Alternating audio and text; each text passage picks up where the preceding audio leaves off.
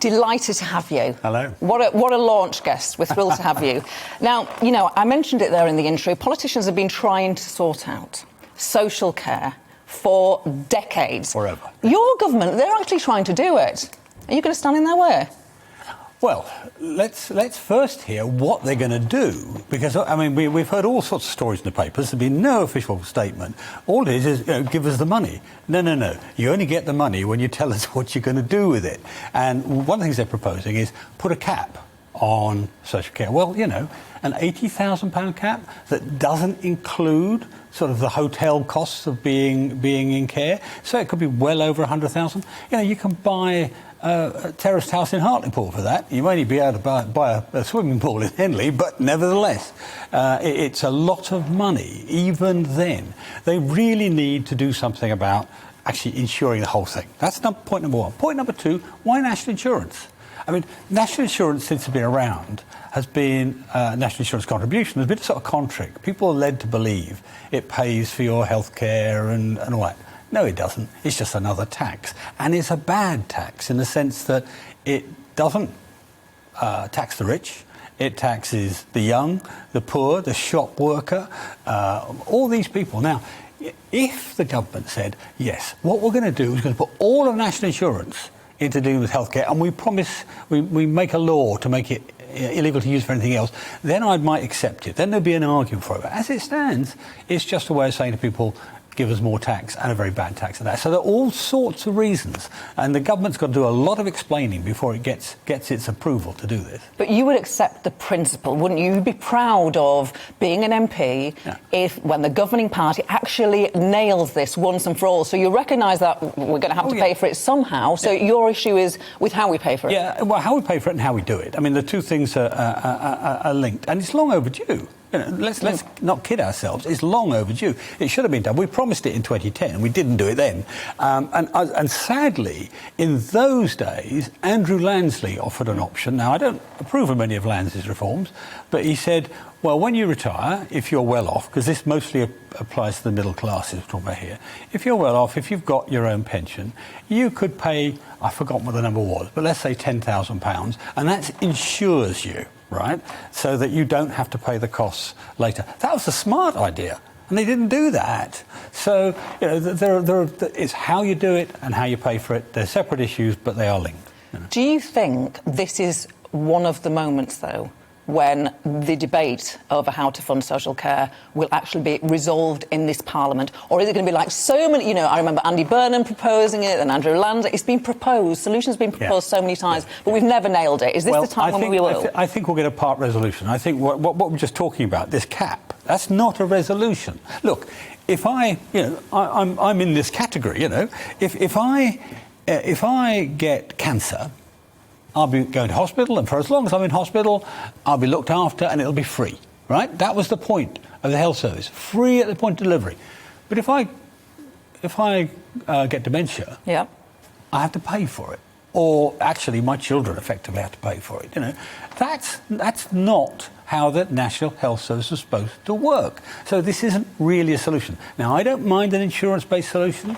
I don't mind all sorts of options, but we've got to have a solution that will last. I don't think an £80,000 cap will be fair to people in the north, because it's a big chunk of their, because of house price inflation, it's a big chunk of their money. And I think an insurance-based option is better. So yes, I think we'll get a resolution. I mean, look, we'll get a resolution because no matter how much noise people make, the government's got an 80 majority. Yeah. It's not likely to get a rebellion of 50 MPs, which it has to be. It may get a rebellion of 30, which will be embarrassing, but it won't get a rebellion big enough to defeat it, I don't think. But there'll be a lot of row about it, and that's a good thing, because Parliament's there to actually hold the government to account and force it to make better decisions. It's been useless in the last year. Now's time to earn its money. That's really interesting that you say that, because you've basically said that because of the size of the government's majority, that if they do decide to pursue this path, there's only a limited number of people that will ever rebel on an issue. Yeah. You may be one of them, and you're not scared of rebelling against your own party in government. But actually, if they decide to go ahead with this, they'll get it through. Yes, that's right. I mean, the other dimension of this we're seeing is cabinet members causing a fuss. Rather privately causing a fuss. But well, not that privately. Well, I think Jacob Rees-Mogg was writing about it. Well, Rees-Mogg is the one who sort of, in a public domain, everybody else is silent. You hear stories, oh, they'll resign. No, they won't. How often do cabinet members resign? Not very often. You did, sir. I did, yes, but that's unusual. But nevertheless, the argument in Parliament will give more power to their elbow an argument in cabinet. If Boris is sitting there thinking all these people have got the support of the parliamentary party, whether they vote for them or not, that will give them more power. I was watching people on the television this morning talking about other options, like insurance-based options, like various things. That's where we need to go. Boris needs to listen. He needs to come to the House, talk about it, but he needs to listen to the responses. Because there are going to be a lot of things we're going to be arguing about. This is just one, and we come into it off the back of a terrible outcome in Afghanistan. So the government standing with its backbenchers is not that great either. So he has to listen. Some people say that actually, if you want to raise cash in a way that is fair, and you have highlighted some inequities with the current suggestions of raising taxes, basically, that actually a wealth tax is the most progressive way to do this. Because let's look at where we are now. In London, we know that some people have effectively, it's like winning the national lottery for some people who bought their houses 20 years ago for, expensive but sort of not eye-watering amounts that they are worth now. Should the richest just pay more in their wealth? Well, I mean, there's an argument for that, and there are some Tories who think a wealth tax is a good idea. I mean, one of the difficulties with wealth taxes is wealth is not always cash. I mean, you remember all the arguments about the poll tax. Why did the poll tax crash? All sorts of reasons the poll tax crashed, but one of them was widows. Widows live in a great big house, the family home, on a quite small pension, and they suddenly have to pay enormous poll taxes, enormous community charges, what we called them at the time. And the same problem applies here. A house is not a spendable commodity. It may be worth a lot of money, but there are all sorts of arguments. My view, however, at the moment is, in the crisis we are in, the biggest single issue is how do we get out of the coronavirus depression, as it were. And that means we've got to be very, very careful about only choosing taxes that are not going to handicap employment and growth. One of the reasons national insurance is a bad idea is it will depress employment, doesn't handicap growth, doesn't handicap employment. The greatest chancellor probably post-war was Nigel Lawson. Why do people think that? Well, the primary reason was he managed to raise more money from taxes by cutting the tax rates, dropping it from 80% to 40% eventually. And he actually got more money out of the rich. And he made the point, you can either harvest the rich or you can punish the rich. It's different things to do, right? So we have to look at those taxes and say, what's going to do the least economic damage? That's the single most important issue for the next 5 years, probably. Now, how hard is it, and you may or may not come to the decision, but you may, by the sounds of it, rebel if your government pursue what is currently mooted a raise in national insurance? What happens to you? What do the whips do to you when you are, you're saying, I'm sorry, I can't vote with you on this? What happens? Give us an insight. Well, I'm not a good example, truth be told, because the whips just avoid me when that happens. They don't pick a fight, mostly.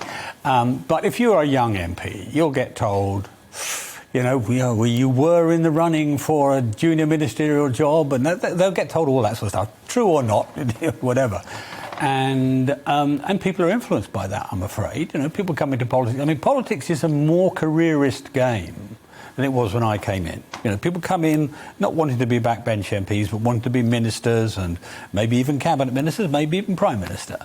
And so there's a lot of that. There's also, quite reasonably, there is a feeling not wanting to undermine the government you're elected as a part of. Yeah. That's perfectly proper reasoning. I mean, although I rebel quite a lot, I argue against the government quite a lot, I very, very rarely organise to defeat them. On one or two occasions, really, on overseas aid, for example. Yes. Another manifesto commitment, which... which we failed to do. But, that was because that was lives. That was because that was hundreds of thousands of lives we're talking about there. But generally speaking, I make the point, but I don't try to defeat them. I make it plain to them that I think they're wrong, they've got the policy wrong. But I'm not usual in that respect. For a young MP, it's very difficult to even do that. Give them some advice. So any young MP, a new MP, who is really wrestling with this, if the government do pursue these proposals, I think, in my heart, I don't believe this is right, but they will come under the sort of pressure that you have just described. Yeah. Give them some advice.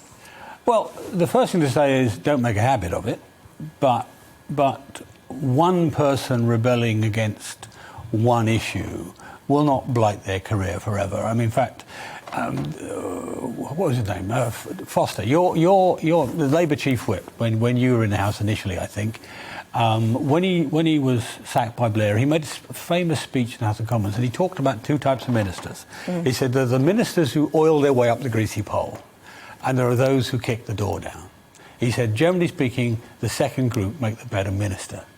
So that's what you want to be. You want to be the MP that kicks the door down. So you may have one or two rebellions, make it plain why it's being done, make it very clear what your arguments are, make a speech in the chamber justifying it, tell your constituents about it, and then stick by your guns. Don't make a habit, but one issue, whatever that issue is, that doesn't harm people. I often tell people a story. Back in the 1980s, I think it was 1981, famous budget, Thatcher budget, they put VAT out, they did all sorts of incredibly unpopular things. In that budget, Tim Renton was the Chancellor's PPS. He voted against the budget. Not just one issue, the whole budget. That's a big deal. Big deal. He, of course, got sacked, right, as the Chancellor's PPS. He was then reinstated 2 weeks later. And he eventually became the chief whip. So there you go. It's non-fatal, but do it with principle, do it with commitment, do it with courage. It won't kill you. David Davis, it's always a pleasure to speak to you. Thank you for making the time to come in, and thank you for being on my launch show. David Davis, Conservative MP there.